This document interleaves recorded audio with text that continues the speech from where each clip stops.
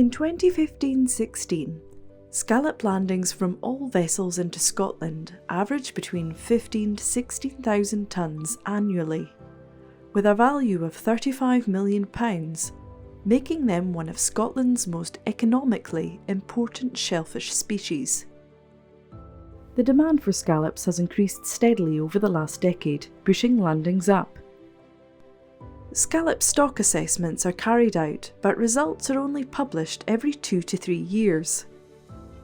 And there are limited stock data for some areas, including the Clyde, Irish Sea and Orkney.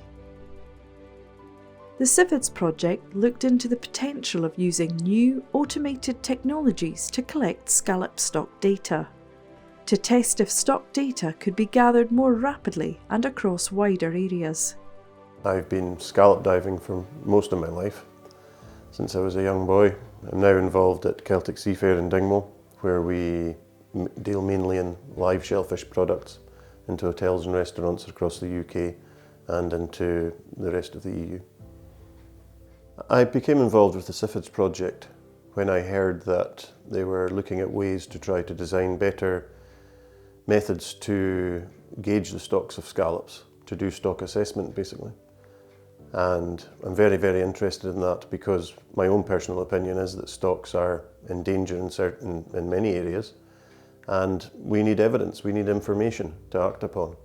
Without that information, we're blind. We can't do anything. We had two types of fisheries that we were looking at, with the dredge fisheries, so the dredging boats that put dredges down onto the seafloor, and then also the hand dive scallop community. Both helped us greatly in terms of determining where to go initially to do our sea trials. So of course we wanted an area where we could find many scallops on the seafloor and use our techniques to count how many there are there, and then count not only before harvesting was done but after harvesting. So the fishing community was extremely useful. In fact, they were vital to enable us to target the particular areas where scallops are around Scottish coastlines. The methods that we've been using really can be divided into two types. So the first type is this wide area benthic habitat mapping. So that's needed to be able to understand extent of the seafloor type that is favourable to scallops. And the second part of the project has been this looking at the individual scallops. And that requires the visual techniques. So that requires the drop-down cameras and still images from those and the videos that you can collect. And it's the combination of both of those two methods together that will allow management of this stock in the future.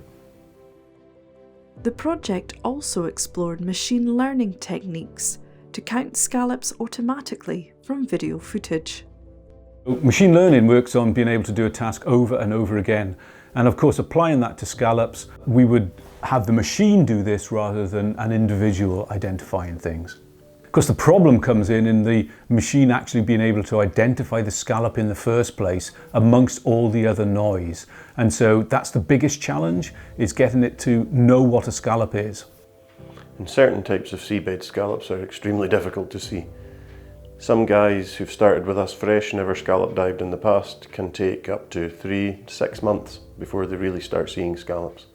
So they're extremely difficult to see, and that's going to be a major problem if you're trying to do drop-down survey work, I would imagine. So when we're looking for the scallops themselves on the seafloor, they're not only covered by this thin layer of sediment, but of course at times the water column is also very murky, and as we get deeper in the sea, the light gets lower, and so it becomes harder and harder to detect the actual scallops visually themselves on the sea floor. It also involved quite a lot of diver validation of that drop-down work. So basically running a camera over an area, researchers counting how many scallops were there, and then the diver coming back across the ground, physically lifting the scallops off and the scallops being counted and weighed. The diver surveys are vital for giving us if you want, the ground truth. So from the automated methods, from the acoustics and from the visual observations with cameras, both still images and video images, we're able to apply these automatic detection techniques. We have to protect the stocks. We have to allow the stocks to recover to a level where it's truly sustainable. And people aren't just bumping along, scraping along on the bottom of the profit line and profit margins.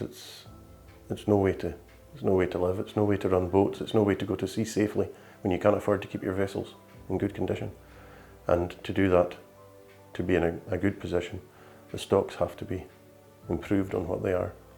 The only way that's going to happen is through proper, solid scientific evidence that nobody can argue with.